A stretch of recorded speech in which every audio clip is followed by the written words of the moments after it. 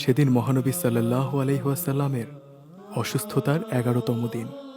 শরীর খারাপ থাকা সত্ত্বেও এতদিন মহানবী সাল্লাল্লাহু আলাইহি ওয়াসাল্লাম মসজিদে নববীর নামাজের জামায়াতে নিজেই ইমামতি করে এসেছেন।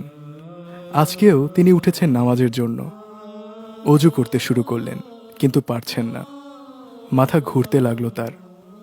পরপর 3বার চেষ্টা করেও পারলেন না অজু করতে। কদিন ধরে তার অসুস্থতার তীব্রতা ক্রমেই প্রকট হয়ে উঠছিল। খায়বারের সেই ইহুদিনীর খাওয়ানো বিষের জ্বালাও মারাত্মক হয়ে উঠেছে ধীরে ধীরে। আজ অবস্থা এমন যে তিনি সাহাবীদের সাথে নামাজে শরিক হতেও পারছেন না।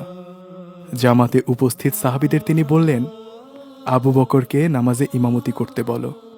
মসজিদ জুড়ে পিনপতন নীরবতা, সবাই নির্বিকার, নীরব চারিপাশ।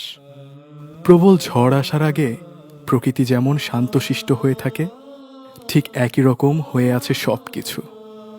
একটু পরে আবু বকর রাদিয়াল্লাহু তাআলা আনহু ধীর পায়ে মহানবী সাল্লাল্লাহু আলাইহি ওয়াসাল্লামের স্থানে ইমামতি করার জন্য যাচ্ছিলেন। তার ভেতরটাও তখন কাঁদছিল। যখন তিনি নবী করিম সাল্লাল্লাহু আলাইহি ওয়াসাল্লামের জায়গায় দাঁড়ালেন, আর ধৈর্য ধরতে পারলেন না কেউ। প্রবল ঝড়ে যেভাবে সবকিছু তছনছ করে দেয়, তেমনি এই দৃশ্য দেখে তাদের ভেতরটাও একদম চূর্ণ বিচূর্ণ হয়ে গেল। কান্নার রোল পড়ে গেল সমগ্র মসজিদে। কান্না থামাতে কেউ কেউ নিজের জামা কামড়ে ধরলেন, তবুও যেন থামানো যাচ্ছে না। কিন্তু এই অবস্থা তো চলতে দেয়া যাবে না। আল্লাহর নবী এমন দৃশ্য দেখলে তার মনটাও কেঁদে উঠবে। তাই ধৈর্যের মহাপ্রতীক আবু বকর রাদিয়াল্লাহু তাআলা আনহু নামাজের ইমামতি শুরু করে দিলেন। কেননা নামাজে দাঁড়ালে এমন শব্দ করে আর কান্না করতে পারবেন না সাহাবাগণ। এদিকে এই সময় মহানবী সাল্লাল্লাহু আলাইহি ওয়াসাল্লাম একটু আরাম বোধ করলেন। এজন্য সঙ্গে সঙ্গেই তিনি দুজন আত্মীয়ের কাঁধে ভর দিয়ে মসজিদে চলে এলেন। হযরত আবু বকর রাদিয়াল্লাহু তাআলা আনহু তখন নামাজের ইমামতি করছিলেন। মহানবী সাল্লাল্লাহু আলাইহি ওয়াসাল্লাম আসছেন নামাজে, এটা টের পেতেই জায়গা ছেড়ে দেবার জন্য ইমামতির স্থান থেকে সরে দাঁড়াচ্ছিলেন আবু বকর রাদিয়াল্লাহু তাআলা আনহু। মহানবী সাল্লাল্লাহু আলাইহি ওয়াসাল্লাম তাকে নিষেধ করলেন এবং আবু বকরের পাশে থেকেই নামাজ আদায় করলেন। মহানবী সাল্লাল্লাহু আলাইহি ওয়াসাল্লাম সাহাবাদের সবচেয়ে আপনজন ছিলেন। তাই তার এই অসুস্থ অবস্থা দেখে সাহাবাদের হৃদয়ে যে ঝড় বইছে তা তার অজানা ছিল না। তাই তিনি নামাজের পর সাহাবীদের দিকে ঘুরে বসলেন।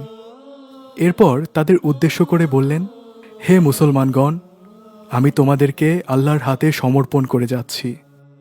তার আশ্রয় ও তার সাহায্যের কাছে তোমাদের সঁপে দিচ্ছি। আল্লাহ তাআলাই তোমাদের রক্ষা করবেন। তোমরা নিষ্ঠা, ভক্তি ও সততার সাথে তার আদেশ পালন করতে থাকো, তাহলে তিনিই তোমাদের রক্ষা করবেন। এরই মধ্যে আবার একটা আবেগঘন পরিবেশ তৈরি হয়ে গেল।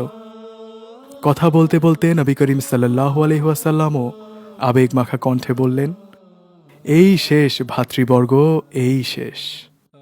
নবী করিম সাল্লাল্লাহু আলাইহি ওয়াসাল্লাম সাহাবাদের থেকে বিদায় নিলেন।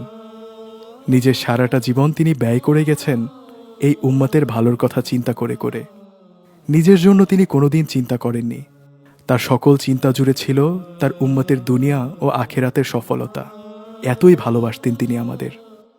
আল্লাহ রাব্বুল আলামিন তাকে জান্নাতের সর্বোচ্চ মাকাম দান করুন, আমিন।